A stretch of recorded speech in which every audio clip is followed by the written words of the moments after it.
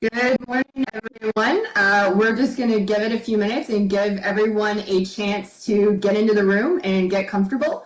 If you are just joining us this morning, can you let us know in the chat box so we can hear from you?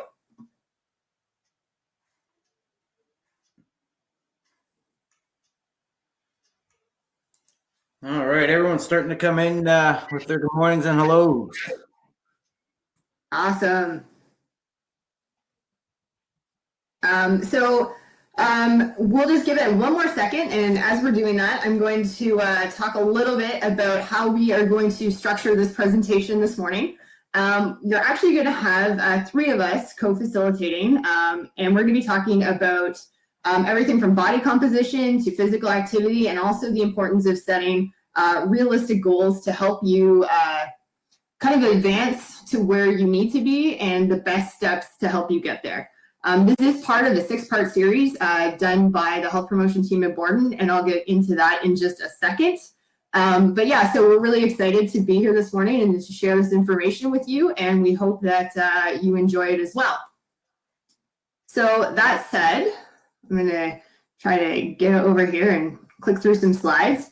A quick introduction this morning. My name is Jessica Hood. I'm part of the health promotion team in Borden, and co-facilitating with me, you'll see him over there sitting. That's Nat Smith, so he's also part of the health promotion team. We will be adding another presenter in for a specific section. It'll be Jason Burke, and he's with the reconditioning team here in Borden, and he's going to be online this morning to talk to you a little bit about physical activity and to field any questions that you have reference exercise, getting active, or maybe even some of the struggles that you are going through considering the different time that we're in. So when we get to his part, we will be sharing his camera as well, and he'll be jumping in to take you through that particular section. So before we get started with everything, there's some things that we do need to cover just to make sure that you know what's going on and what you're in for, as well as kind of the expectations of this presentation. So before we get started, you'll notice on the slides, and I don't want to read them verbatim, but I do need to emphasize the fact that what we are presenting to you today is intellectual property of the Department of National Defense, so you can't copy it or retransmit it or edit anything or any of that stuff. Some of the topics that we might discuss could be a little bit heavy and sometimes sensitive in nature, especially if we are talking about things like weight loss and stuff like that. So make sure that, if there are kids in the room, use your discretion with what they can hear and what they can't, and make sure you're comfortable with that as a parent. If we do have some people that want to open up today and share some stories or talk about some of the things that they've gone through or very specific questions, keep in mind that is theirs to share, and we want to try to keep it as confidential as possible, knowing that we're not going to go and talk about it outside of kind of this particular area. But all that said, it is also very important for us to note that this webinar is being recorded, so that you know that, and it will be available for later use on CAF Connection. We really still want you to continue to participate, so I'm hoping that that doesn't deter anyone. But if you're not comfortable with that and you just want to follow along and listen to us talk this morning, that is completely okay as well. We just want to make sure that you're aware and that everyone's comfortable moving forward. What I would like to talk about before we get into it too much is I want to cover how the Demio platform works very quickly for those of you that are new to it. So I'm hoping you can see Nat and I on your screens, as well as the slide. And in full disclosure, we have had some technical difficulties with the slides this morning, and I'm keeping my fingers crossed that everything goes completely smooth. If for some reason we do get cut off, especially if it's myself, because I am hosting right now, we are unable to jump back in. So if that's the case, we do have access to the emails if you signed up with an email, and we will contact you about hosting this presentation at a later date, or making sure that we provide the materials and the info, or even just the presentation, so that you're good to go and you'll have that information. On the sides of your screen, you will notice the chat box, and I encouraged you to say hello when you first got on, but we'll be using that quite a bit today. We'll be using it for some polls. We'll be using it to ask you questions and kind of make sure that we can gear this presentation to what it is that you're looking for. So what I want to do now is just to make sure everyone's good to go and get started. Let's start with a quick poll. So it's almost like it's a bit of a test. How are you this morning? So are you great? Are you still sleepy, but you're ready to go? Or do you need more coffee? Oh, a couple coffees. All right. Okay, that's awesome. It's looking like everyone's great and yeah, ready to go for today. So that makes me excited. And I know, Nat, you probably feel similar.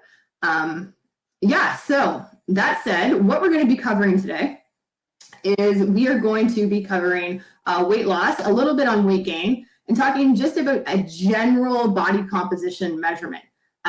Jason Burke, as I mentioned before, we're going to get him sharing his camera, and he's going to take us through physical activity. And physical activity itself is such a broad topic. So I understand we're definitely not going to be covering everything in the 15 minutes that I gave him. But he's going to talk to you about the general guidelines. If you are just getting started, what's important, what you should be aiming for, how to kind of manage some of those injuries if you've had those in the past. But also he's going to take you through some of the key exercises that you can add into a training program right now, considering that most of us have minimal equipment, so that you can actually get started with some of that stuff. To wrap up our presentation today, Nat's going to be taking us through how to set those SMART goals, like I mentioned before. So that's a little bit about what we're going to talk about. And then next week, we'll be building on this presentation, talking about different nutrients. So we'll be moving forward, talking about carbohydrates, proteins, fats, and also fluid, defining them a little bit so that you can understand why they're important and how they work within our bodies and within our diets. All right, let's keep going. So this whole series itself is going to be built off of 3 different concepts. So healthy eating is a really important one, and Jackie and Braden last week took us through a bit on Canada's Food Guide and how that's structured. This week we're going to be focused more on that active living piece. And moving forward, we're going to be talking about that positive thinking, the goal setting, the barriers that we have, everything from stressful eating to mindful eating to, if you are getting takeout right now, what are some healthier, better choices to make? And of course, label reading, because that's something that is really important that we can start doing now and understanding those labels better. So that's a little bit on the key concepts with this program and also what we're going to be discussing in the weeks to come. And hopefully you'll be able to join us. Okay, so time to get into the meat and potatoes of the presentation. So healthy bodies versus healthy weights. I know with most of the courses that we teach, I get a lot of people that come into what we call mission nutrition, and sometimes we call it weight wellness, depending on the type of course that we're offering, basically wanting to lose weight and not necessarily knowing where to start or knowing what is healthy and knowing how to keep that maintainable. Oftentimes we see people come in who lose a lot of weight, but then gain it back very quickly. So it's almost that yo-yo type dieting thing, which can lead to a lot of other issues as well. Because typically with that whole cycle, it goes, I'm not feeling great about myself. I try to cut out and calorie restrict or carbohydrate restrict. I lose a lot of weight. I feel good. I have a bad mix up. I decide to binge eat or, have a lot of stuff that maybe wasn't included in that plan before. I feel bad. Then I'm off the wagon. And then it just keeps kind of going like that. So this program is based off of making sure that you can make changes that are maintainable long-term so that you're breaking that cycle. We're also not going to be the type of, this isn't the type of program to say, hey, like you can't have that food or don't eat that. There's really no bad food. There's definitely food that is healthier than other foods. But we want to make sure you're not restricting and you know how to make the right choices to balance out your diet to get what you need.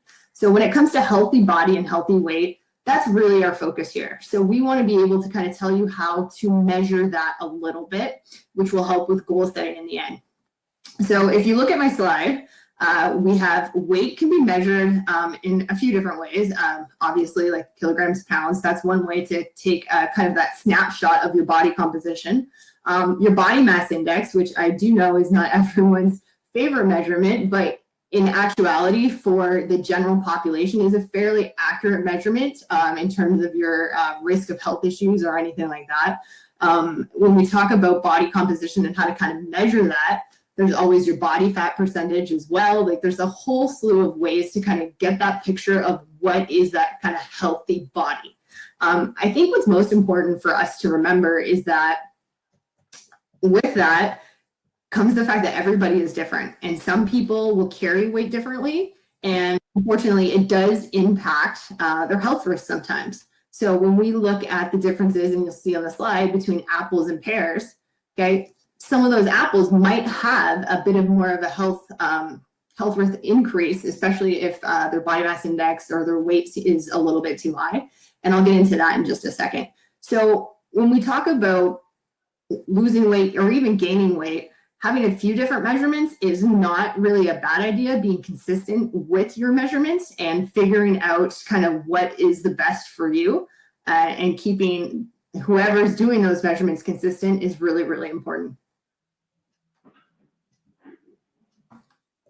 All right, so body mass index. So what a lot of people don't necessarily realize, or maybe you do, is that your body mass index is a measurement of your weight over your height squared. So it's your kgs over meters squared. And what that gives you an indication of is basically how heavy you are, per your height. And they round it off into that nice number. On the chart on the screen, it's kind of one of those easy pin points so that you can get that number. And it kind of throws you into that BMI range, right? So if we look at this example, if we have someone who's about 5'7" and about 72 kgs, he's the upper point of healthy in BMI range, okay? Now, what I really want to emphasize when it comes to your body mass index is that for an extreme athletic population, it's not necessarily a good measurement, because when we look at the differences in weights between muscle and fat, there is a bit of a difference. So people who do carry a lot more muscle mass, this is going to skew it a bit, right? I've worked with individuals who are extremely muscular and rate almost to the obese category, but yet are still extremely healthy and fit individuals. So again, BMI is a good tool, but not necessarily for your athletic population.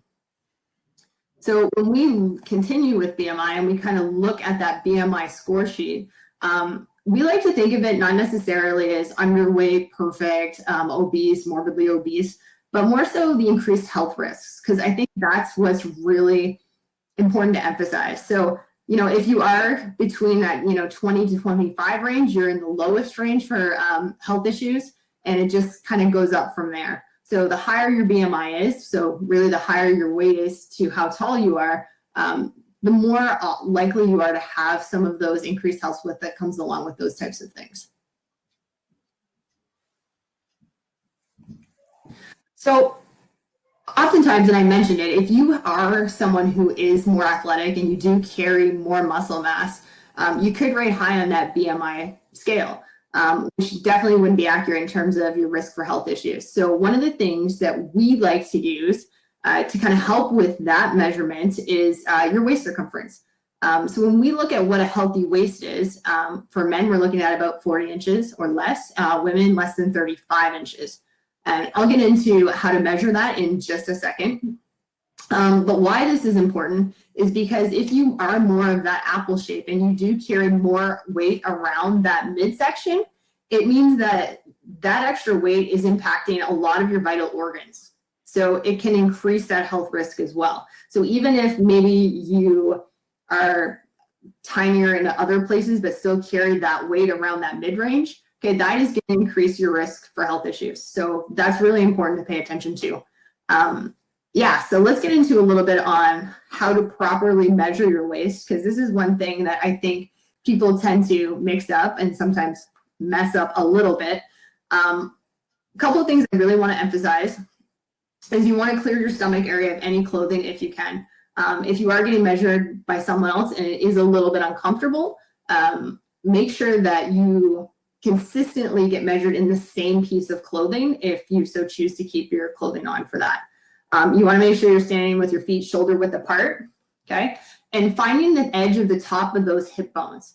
That's important. A lot of people tend to think, okay, well, I'll just measure at my belly button line, right? But as you gain weight or as you lose weight, that could actually move. So you're not going to get the most accurate measurement of whether you've lost or gained weight by measuring using your belly button as that landmark. So you want to make sure you are finding the top of those hip bones, that the tape is parallel to the floor. And that one, honestly, it seems like a no-brainer, but it can be difficult to make sure that's lined up appropriately. So make sure that you take your time with that. And one of the things that I really like to emphasize, especially if I'm taking someone's waist circumference, is that deep breathing. Because oftentimes, as soon as you go to take someone's waist circumference, they tend to suck in and hold it really quickly. So I usually get someone to take a couple of big deep breaths and then take that measurement when they're a little bit more relaxed. Also, making sure that you keep track and record it is key in terms of progress and with that goal setting that Nat's going to talk about in a little bit. So all of those things will lead you to that most accurate measurement of your waist circumference. So before we move into what is a sensible weight loss, I want to explain a little on why I just talked about waist circumference. So when we have BMI, and again, if you're athletic and let's say you range a little bit high and you use that waist circumference with it, so let's say you're under that 40 inches, or especially if you're well under, that kind of levels out those health risks, right? So then that BMI doesn't become so much of a concern, right? But if your BMI tends to be a little bit higher and your waist circumference is a little bit higher, then that's something you might want to pay attention to and kind of give it the respect it deserves and maybe start looking at making a few changes, okay? When we talk about really any program, be it a running program, a weight training program, that 5 to 10%, that seems to be key in preventing injuries, but also with weight loss as well. So when you're picking a weight goal, aiming for that 5 to 10% of your current weight, it has a lot of different health benefits to it. And it really seems to be that kind of magic mix number that can be a little more maintainable. So at what rate are you looking at? This is the one people don't like to hear the most. You're looking at between 1/2 pound and 2 pounds per week, which really is quite a bit, but people tend to want results a little bit faster than that. In all honesty, when it comes to losing weight, more than 2 pounds a week tends to mean you're losing a lot more water weight, not necessarily fat mass. So you're actually, losing pounds or kilograms, however you choose to measure it, but not necessarily what you want, which means that as soon as you start putting things back into your diet or becoming more active or eating certain foods, it means that that weight itself, especially if it is water weight, can go back on almost just as quickly. So you want to make sure that aiming for that amount, okay, is very realistic. With that said too, some people have more weight to lose than others, which means that might be really easy for the first few weeks and then it might plateau off a bit. So if you do have less weight, being realistic with yourself, you're looking at that 0.5 pounds per week, okay, not necessarily that 2 pounds per week, okay? And in all honesty, you really have to take the time and be patient with yourself and give yourself credit in a lot of ways versus just that weight loss goal, okay, which is what we're going to talk about next. So in moving beyond the scale, you have to keep in mind that with weight itself, there's a lot of things that can vary it. So we talked about measuring our body composition with BMI and waist circumference. Those are two great tools to help you get started. And the scale as well can be a tool, but you have to be careful with it and you have to be realistic and honest with how you use it. So knowing that, the scale itself doesn't take into consideration any fat loss. So if you lose weight, it could be water, it could be fat. You don't really have that idea.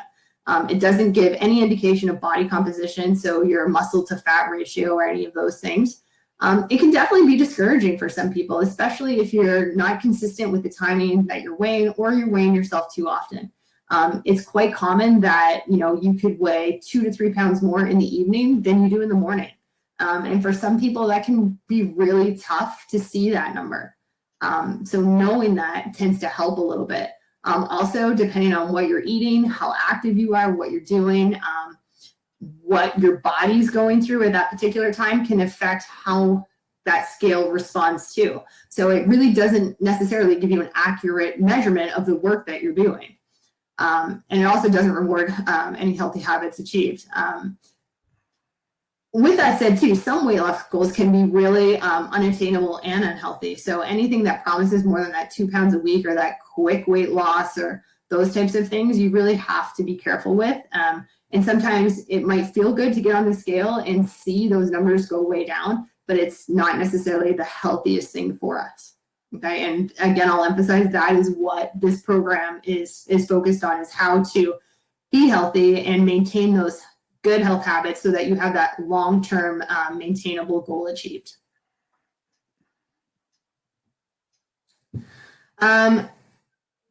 Oftentimes too with exercise, and this is an interesting one, you remember that your waist might decrease before your weight. We run the weight wellness program in Borden, or we did before this whole thing happened. And oftentimes that's one thing we would see quite a bit is people would come in and we would have the scale there as an option. But we would also do waist circumference every course. So that was about once a week. We would see a lot more results at times with the waist circumference and losing inches versus actually the weight loss itself. In our program as well, we like to include exercise. Again, YJ is going to be on the line here soon talking to you a little bit about that. But with exercise comes that shift from fat to muscle, right? So you'll see the scale there, and I actually have these here with me as well. And you can actually see it quite well, the size difference in these two things. So we have 5 pounds of fat and 5 pounds of muscle. And there's definitely a bit of a size difference. Okay, so that's important to remember too. So fat does take up more space than muscle. So in that said, your sizing is going to change, but the scale might not. So if you were to set a weight loss goal, this is just a good outline and example to get you there. So if you have someone who's weighing about 200 pounds, that goal of 5 to 10% is where you want to hit. So you're looking at about a 10-pound weight loss goal. So at about half a pound to 2 pounds per week, it could take between 5 to 20 weeks to get that weight off effectively and to have it stay off long term. So what I'm really trying to tell you is that when it comes to really whether it's weight loss or weight gain, you really have to be patient with the process. It's not something that is going to be a quick fix. It's something that's going to take time. And in doing that, you get to hopefully only go through that once and you make it a lifestyle change, not just a quick weight loss program. Okay. So bear with me. We are going to try to get Jason Burke on the screen right now too. And this is, I'm looking at Nat. I'm hoping he's got this one sorted out to talk to you a little bit about being active and to answer some of those physical activity questions if you have them. There he is. Good morning, Jay. Good morning, everyone. Can you hear me okay? I can hear you just fine. So the floor is yours, Jay. Just tell me as you want me to switch your slides. Sure. Okay. So as mentioned, we're going to talk about becoming active. Switch slides. Okay, I'm on it. Okay. So we're just going to go over some tips to consider when becoming active. So a bunch of the titles are there, but we'll just go through each one individually. Okay. Next slide.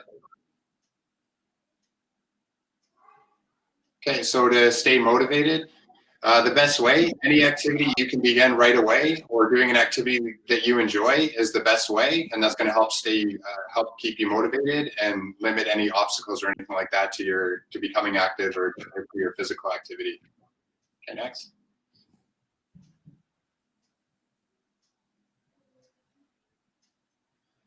Okay, and then just going over how to choose activities. So we put a couple of categories here and I'll just kind of go through them and give some good examples.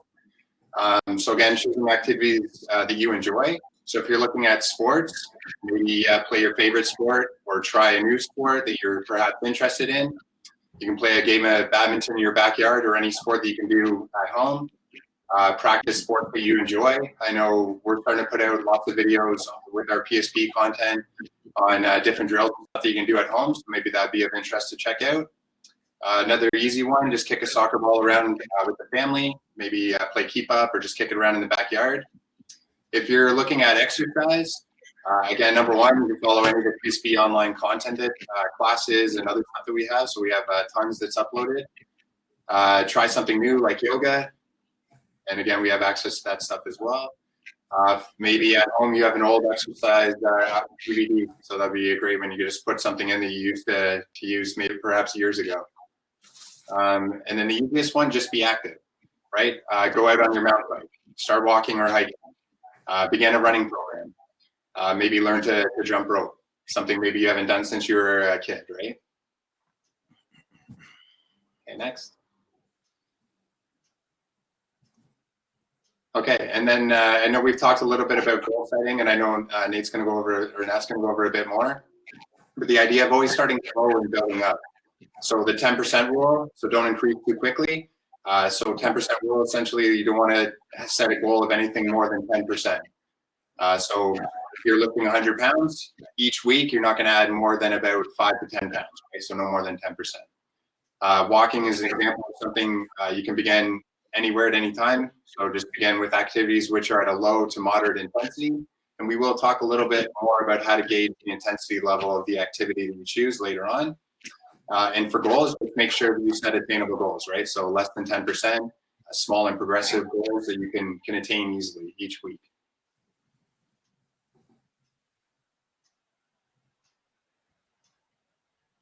Okay, and then stay safe. So if you have health conditions, check with your doctor or exercise professional before coming active. If you do your first test every year, before you start, there's always some health questionnaire, and a lot of the time joining a gym or anything else, filling out like a Part Q. So those are just examples of questions just to make sure that everything's good or safe before you begin an exercise program.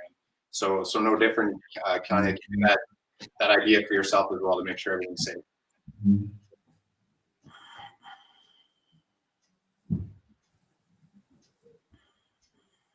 Okay, and listen to your body. So obviously you don't want to ignore any signs of fatigue, discomfort, or pain. So doing so could lead to potential injury.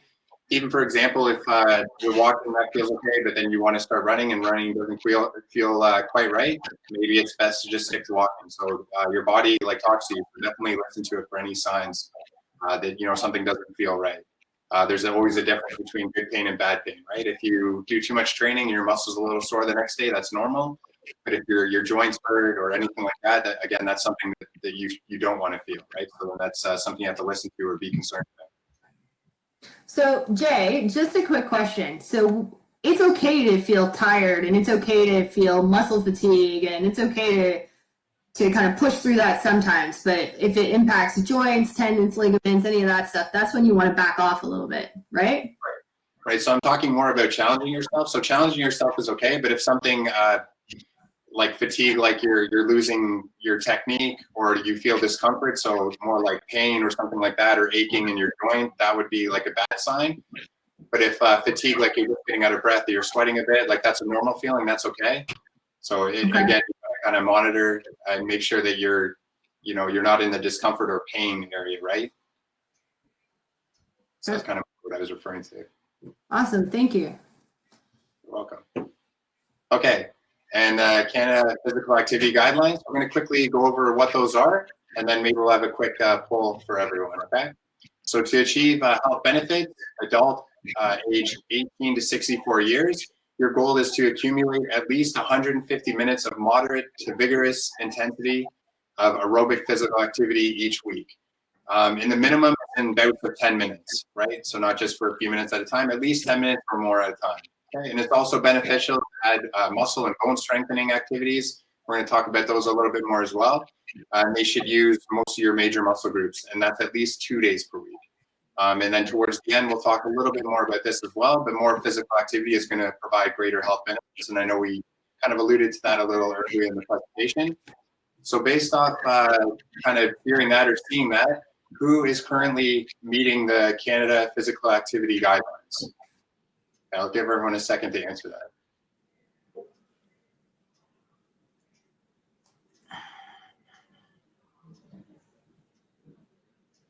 Answers are still coming in, Jay, but it's looking like we've kind of got a mix of, we've got about 14 yeses and 10 not quite there, but I'm trying. That's good. We're halfway, maybe over halfway. And again, if you're already meeting it, that's amazing. And if not, we're going to talk about some easy things that you can add in to kind of help progress towards it. All right.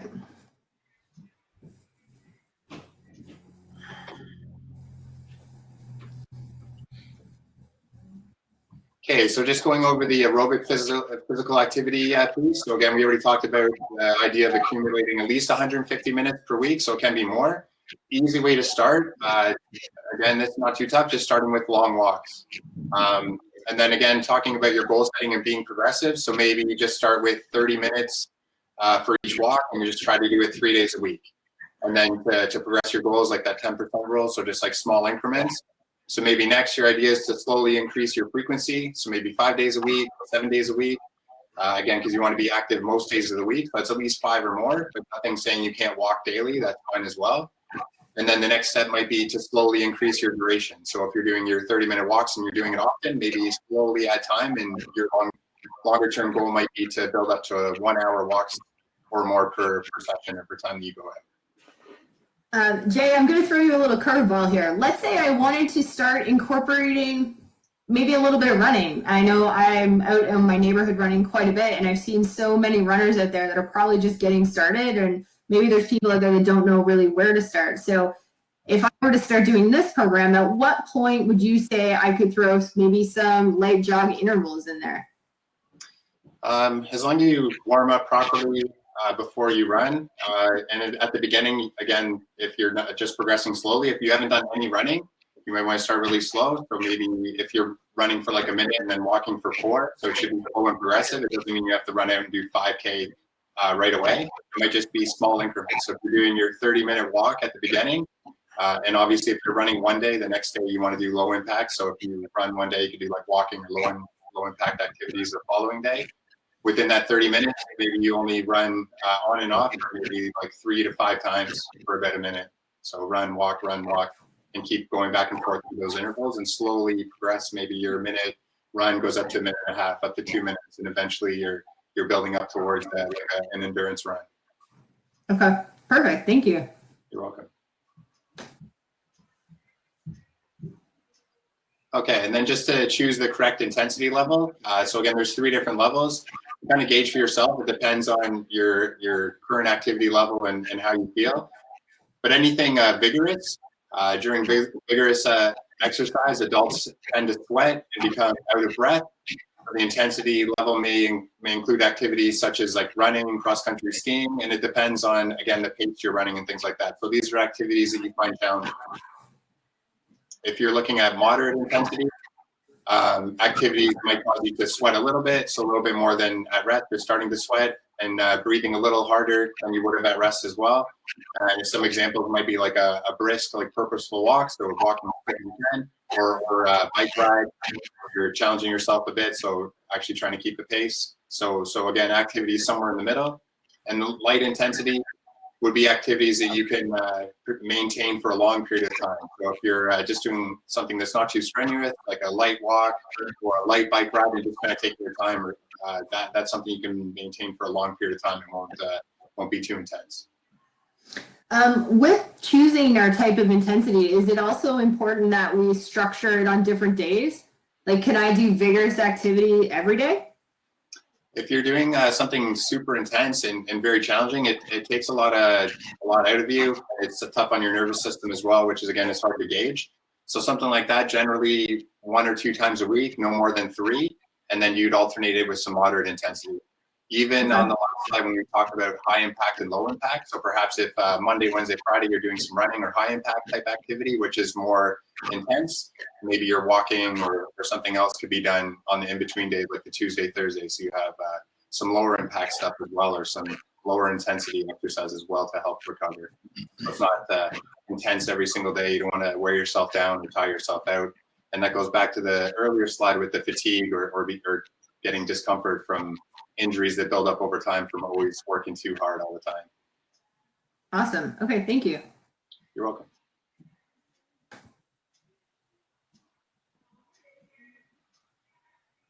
Okay, and again, earlier with the Canada Physical Activity Guidelines, they talked about muscle and bone strengthening exercises. So here's a list of the 5 common movements that everyone performs on a regular basis. We'll talk a little bit about how they apply to exercise as well, but all of these might be a part of your bone and muscle strengthening program or exercises. And all these are included a lot of our PSP stuff as well to make sure that you get a variety of movements. So anything like pushing, so even if you're putting a heavy item on a shelf and kind of pushing it towards the back, or if you're exercising, it might be like planks and push-ups, so that kind of movement. If you're pulling, it might be if you're on the ground, you're getting yourself up, you grab onto like a couch or something to help pull yourself up. So that's an example of a pull. Or if you're doing an exercise where you're laying on your back and using your arms to pull yourself up, or pulling a band. Hinging refers to generally when you're lifting something up. There's some other examples as well, but generally anytime you're lifting something. And then squatting might be more where you're sitting down or lunging or something like that. So again, there's a slight difference between the two, but it's a similar movement.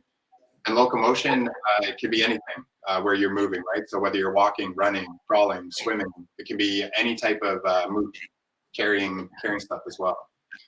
And it's all these movements can be performed anywhere, right? So just body weight or with added resistance to make it more challenging and progress slowly, right? So the most inexpensive way to build a home gym is just to buy a few bands. You can do all these movements at home or anywhere, just with body weight or with a little added resistance. Easy way to get started.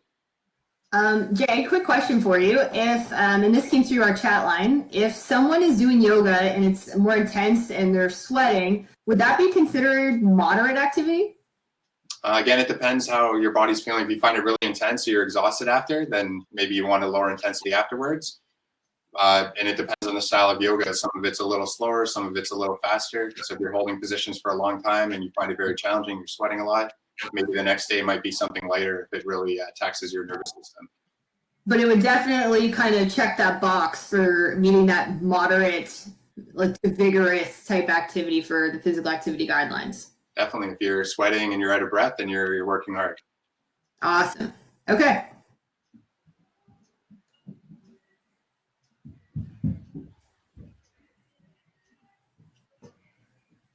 Okay, I'm not going to read them all. I'm sure you've heard these before, but meeting the Canada Physical Activity Guideline, here's a list of some of the health benefits that we talked about earlier. And not only is it going to help with all the things listed, it's also going to help improve your fitness, strength, and mental health in terms of like improving your morale and self-esteem. So again, it's everyone knows it's no secret. It's good for you to be active and stay healthy. Right, so I'll leave those up for a few moments so everyone can kind of read them over. If there's any questions or anything like that, I'm available as well.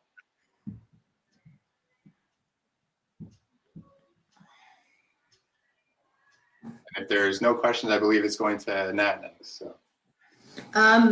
Thanks, Jay. I really appreciate you taking the time to come on and give us that presentation. I'm just going to do a quick chat check. And are there any other questions out there for Jay before we let him off the hook?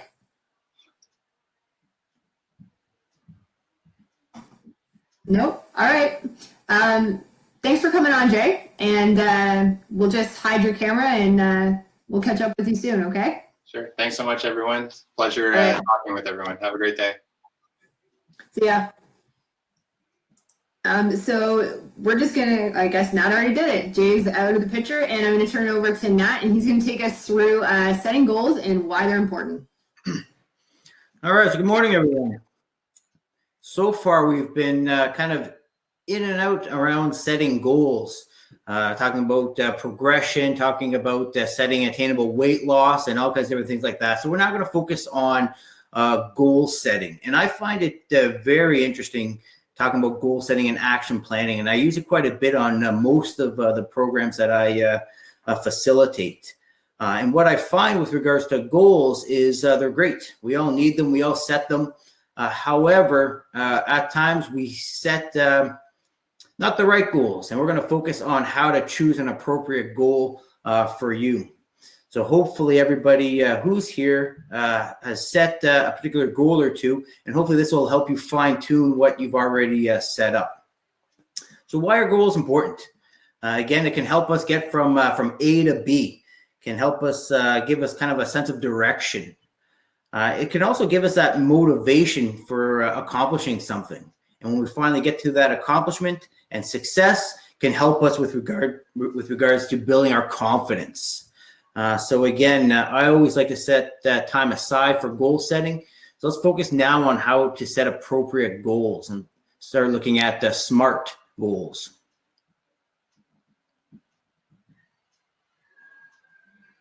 So if you haven't seen the SMART principles or SMART goals before, here they are right here. Again, it's a tool that you can use to help set appropriate goals for yourself in all kinds of different areas. So SMART is short for specific, measurable, achievable, realistic, and time-based. So the first one, specific. So what do you want to achieve? This is where I find that a lot of people will set and I don't want to say inappropriate, but not the right goal for them. It is not too specific enough. So again, the first part, it has to be specific. Again, it has a greater chance of accomplishing that goal if it's specific. If you think about that, again, we at times set goals too high. It kind of gets down to one of our other principles below that we'll get to before. But if we set a goal that is too high, again, what's going to probably more than likely happen? Eventually quit and give up on that. That's exactly it. So later on, we're going to talk about breaking that large goal to more small and realistic and achievable goals, and eventually getting to that larger goal. So that's the S on specific. Something else to really consider, I guess we can continue a little bit on this one, is it should be based on behavior and not on outcomes that we can't necessarily control. So if you think about what we've discussed already, if we set a goal specifically with regards to weight loss, and it happens more often than I'd like to see it, once we perhaps aren't getting there as quickly as we would like, Jessica was touching on that earlier with regards to that 0.5 to 2 pounds per week. Again, that large scale. So if we're not getting there fast enough, we tend to quickly give up. So if we think about setting the goals on something that we can't necessarily control, we get discouraged a lot easier. So if we set goals more on behaviors that we can control, and hopefully we get to the larger outcome when it happens. So something to think about with regards to making it specific. Next one, measurable. So again here, can we identify that goal as being measurable? Can we see progress? Can we track progress? So again, if you think about some different goals, again, can we measure it as complete, not complete? So that's really what that is about. It helps us keep on track. The A, achievable. So again, if you think about that large goal, I want to lose 20 pounds. Might be a good long-term goal, but again, short-term, you're probably looking at a little bit less than that. And again, something that you still can't control. So I would focus more on those behaviors. But again, achievable. So it has to be a little bit of a stretch for you, but it has to be attainable. Again, those smaller goals help us attain them, see success, and be confident in our ability to get to our next step. The R, realistic. So do they matter to you? And relevant is the same thing. So again, if I tell you you should be focusing on this, are you going to really focus on that goal? Maybe if it's something that you want to do, but chances are, if it's not, you're not going to look into it. So again, it has to be realistic and relevant for you. So again, you have to be able to set that goal for yourself. The last one, for the time-based, again, you're encouraged to have a time frame on that so you can check your progress, whether it is a 2-week time frame, a month time frame. Again, you're going to see when we get to an example shortly here. Some research identifies 21 days being an ability to change behavior. So we'll look at that with regards to time-based. So again, that's what the last one is for time. Next slide, Jess.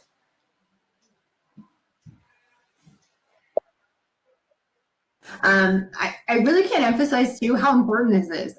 We see people come into our courses and we ask them, why are you here? Why did you choose to take this? And one of the things I hear the most, and that I'm sure you do as well, is I just want to be healthy, right? So it's really hard for us to kind of help with that goal because it doesn't follow those principles. Great goal, but you really have to define it, like Nat said, like what does that mean to you, essentially?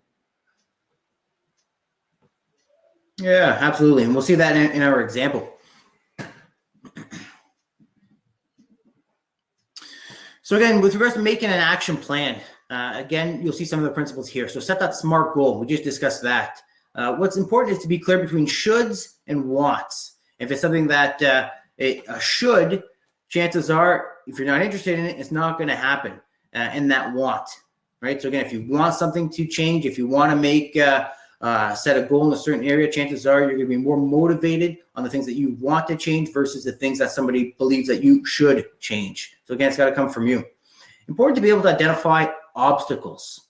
And we all have different obstacles for all kinds of different things, and we'll expand on that shortly. Identify solutions to overcome those obstacles. So if we pre-plan with regards to what are we going to do when we run into these obstacles, we're going to be one step ahead. And finally, reward yourself. And if you think about that, there's all kinds of different ways to reward, and some better than others. So again, depending on your goal, again, would depend on how you would reward yourself. But with regards to this particular topic around weight, around physical activity, I like to encourage people to reward themselves with something that they will benefit from to continue on with their goals. So for example, if it is to be more active, well, you know what? A great new pair of running shoes is a great reward. A new outfit for that training is a great reward versus some of the other things that we tend to choose. For example, food. So if we choose to go for our run today, oh, well, something else that we tend to do quite often is we overestimate how much we move and we underestimate how much we eat. So if we go for that run, we reward ourselves with whatever food we like. Well, chances are we're defeating the purpose of our workout, defeating the purpose of reaching our goals. So something to think about with regards to that as well. So that's a little bit on making an action plan. Let's now kind of go through an example. So let's move on to our next slide.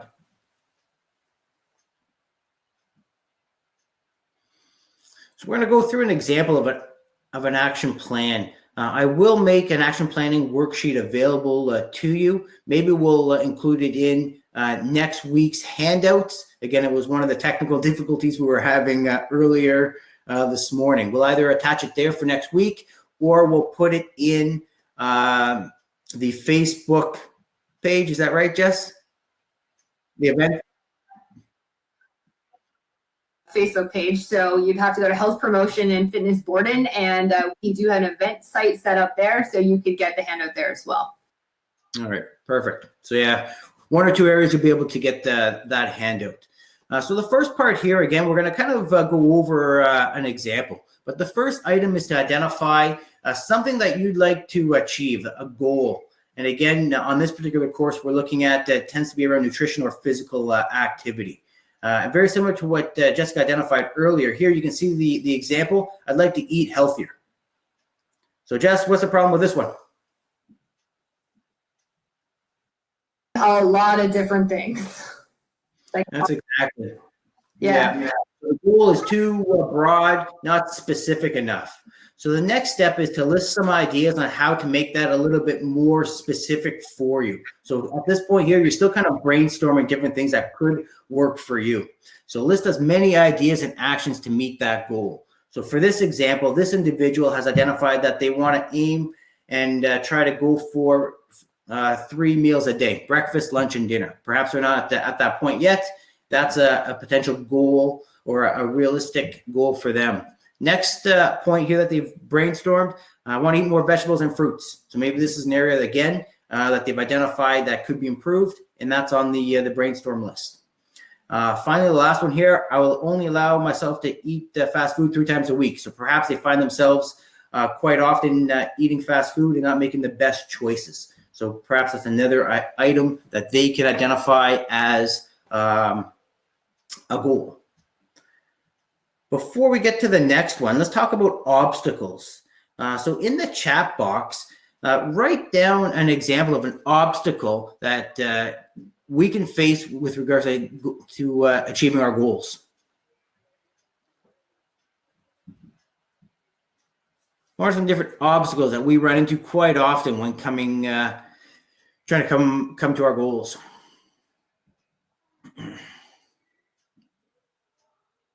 Cravings, planning, time, schedules, injuries, parties. Yeah, so that's support within the household already. So again, if they're not on the same page, so there's all kinds of different obstacles, motivation, very good. So again, if we can identify some of these prior to, we can also help mitigate the impact that they have on us. So what are some different things that can help us overcome some of these barriers? So write some of those down in the chat. Getting that information from trusted sources, good.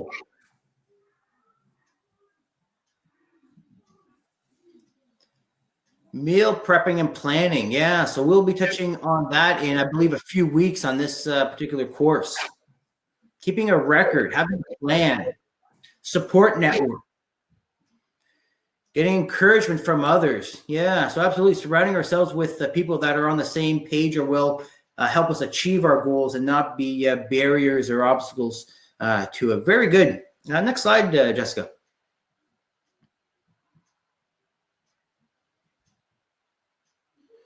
So again, in this particular example, here's some different things that they've identified as obstacles to reaching their goals. So again, busy schedule, as you guys mentioned.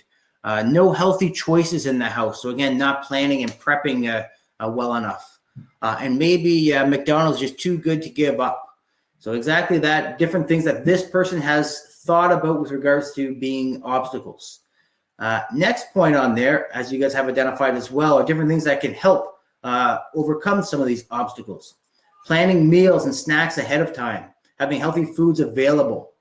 Next one follows perfectly in line with it too, like you guys identified with regards to being obstacles and also that can help. And that's who can help. Housemate, spouse, parent, roommate, whoever you're living with, being on board. External sources, right? So registered dietitians, PSP for fitness related questions and or support. And of course, us in health promotion here with regards to education. So that's just some examples of what you can see on this particular list. Next slide. So after all that, you've kind of brainstormed and come up with some different things. Now it's time to get to those SMART objectives, those SMART goals. So now to become specific. So this individual here wants to eat healthier. Here are some specific things that they have chosen to do. So they're going to eat and aim for having breakfast every day for the next 21 days. So again, that time frame being on there. After that 21 days, you can reevaluate to see what's working, what's not working, and fine tune that action plan. That can happen as you're going along through it as well. Next one here, I will eat a vegetable and fruit for my snack at 10 o'clock every day. So again, two specific items that this individual is planning to do to get to that larger goal of eating healthier. So again, you'll see when we wrap up here, I'm going to encourage you to pick one or two small changes so that, again, they're achievable and maintainable as well.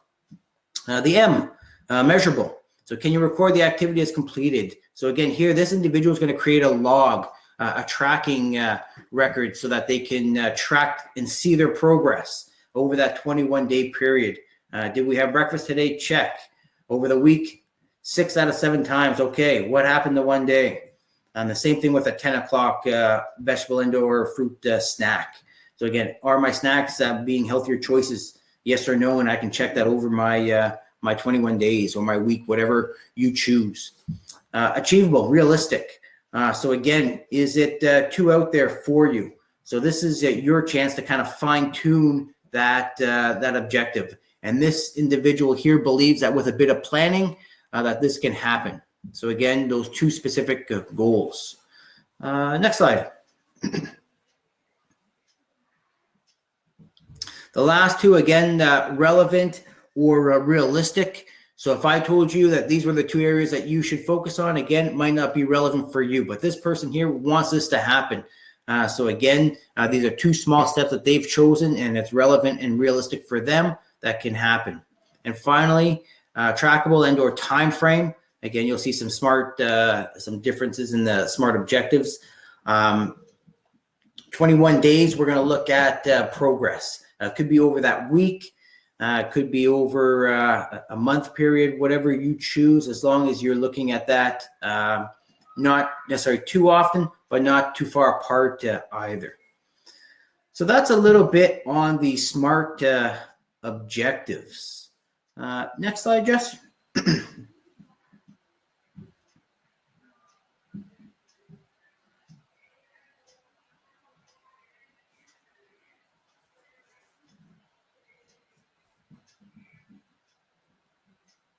Jess, you still there? All right, so Jessica was dropped. We'll see if she jumps back in there. So the last thing I had for you was I was going to encourage you to aim for choosing one or two small changes, small steps, and creating that action plan for yourself. Could be nutrition related, could be fitness related. Again, it can be anything that you're really looking to do, as long as you follow those SMART principles. I've got a question here in the chat. Let me just go over it. So the question is asking about, is it recommended to eat 3 small meals plus snacks every day rather than just 3 meals? So with regards to that question, it is encouraged to eat a little bit smaller portions and more frequently throughout the day. It allows us to do a few things. What happens when we tend to aim for one large meal or 3 large meals? We tend to get a little too hungry throughout that time frame, and we finally get to eat. We eat too fast. When we eat too fast, we tend to eat too much, and then deal with that. So if you can break down your eating a little bit more frequently with healthy snacks, it's perfect. Also keeps our energy levels in check as well. If you think about that, simply just with our energy levels, again, if we are continuously eating frequently enough, our energy levels stay the same. We don't have those cravings for unhealthy foods. So when we do tend to be hungry, we tend to aim for high sugar foods that don't necessarily help us attain those goals that we're aiming for. So, any last questions with regards to action planning and or the SMART goals?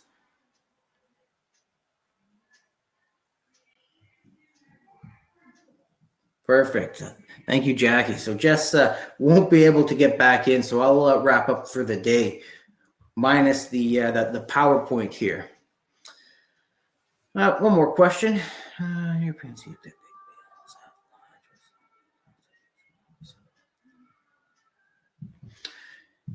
Yeah, so there's some different research a little bit about exactly that. Eating larger or smaller meals before bed, etc. With regards to some of the things that we'll be talking about, there's some different things that work for different people. Calories in versus calories out kind of gets down to the bottom line. Again, there are different ways to go about it. I don't like to give a direct answer because we need to see the overall picture. When do you train? How is your overall diet? But again, I do encourage more intake earlier on in the day versus at night as well, simply because of that. We tend to burn more calories in the morning throughout the day than we do at night. So again, I do encourage people to shift some of those calories from in the evenings. Larger supper is when we tend to get most of our calories in for supper. Shift it to the morning, where we tend to burn more of that energy. Another question here came up. How do I find a registered dietitian? So again, if you were, perfect. We've got Jackie's all over it. Thank you for that support there, Jackie. Exactly that. So you should be able to find a dietitian in your area. Dietitians of Canada, there's a members login there, and you will be able to find that support. Maybe what we'll do is, I don't have it specifically here, but again, I know there's a great online resource that you're able to send an email. Registered dietitian gets back to you via email and all of that.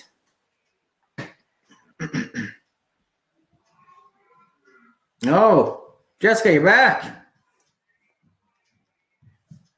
Maybe not. Oh, here we go. Yeah. All right. So I kind of wrapped up on our SMART goals. We've been going through a few different questions in the chat. And I was just going to go over what we're looking at next week.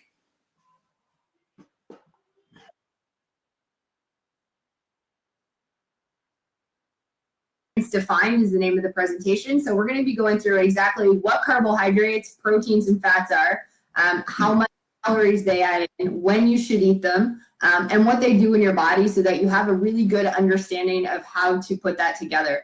We're also going to be talking about the importance of fluid and what that plays in terms of maintaining that healthy lifestyle, that healthy diet, as well as your activity levels. So we're going to be really hitting in on those nutrients and giving you a good breakdown of what exactly they do that you can work towards kind of programming that in, and not just blindly, but so that you can understand the whys.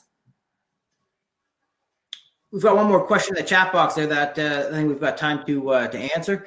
10,000 steps a day, a good measure of activity. Do you want me to field this one, Nat? Well, it doesn't matter. It's kind of our goal, right? Yeah, I think 10,000 steps a day is a great goal. It can be a little aggressive for people who are not overly physically active. But keep in mind, it doesn't necessarily mean you're going to meet that activity level for kind of that Canada's guideline. So what I mean by that, it might take you 3 or 4 hours. You're getting exercise, which is amazing. But it could take you a while to walk those 10,000 calories, and you're going to see a lot of benefits, or 10,000 steps, sorry. You'll see a lot of benefits from it, but if you push a little bit, if you actually maybe jog a little bit and get your steps that way, you're going to see a few more health benefits as well. So I think it's important to have a mix of both types of activity in there if you want to see kind of further increase those health benefits. Would you agree, Nat?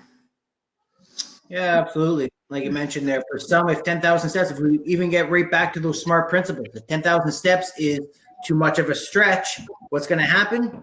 You're going to give up, get back to Netflix on the couch, right? So if it's too high, it's not going to work out. With regards to weight loss, encourage 12,000 steps, right? Get up to about that 12,000 steps once you're comfortable and able to do so. So, yeah, absolutely. Yeah.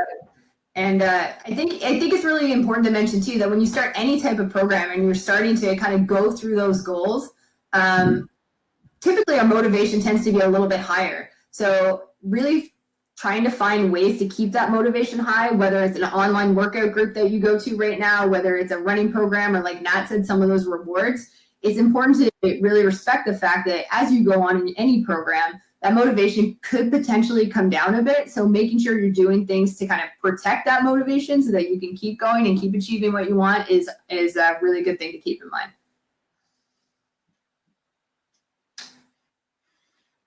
We got another question in the chat box. Okay, good to know. 12,000 for weight loss. Is that, Heather, was that, or? All just linked in with the 10,000 steps a day still. Okay, got it. Are there any more questions out there before we say farewell today? No? Well, thanks for joining us. I had a really good time actually on here discussing some of this stuff with you. And I know we're excited to come back next week. So hopefully you'll all be back with us. And yeah, until then, set those SMART goals, try to get physically active, achieve some of those things that you've been kind of maybe had in the back of your mind. And we look forward to hearing about it next week. Nat, anything from you? No, again, same thing. Encourage you for those SMART goals. Pick 1 or 2 small little things, perhaps per week until you feel comfortable. Move on to the next. Awesome. Okay, well, everyone, have a great day. Get some activity in, and we'll hope to see you soon. Bye, everyone. Bye, everyone.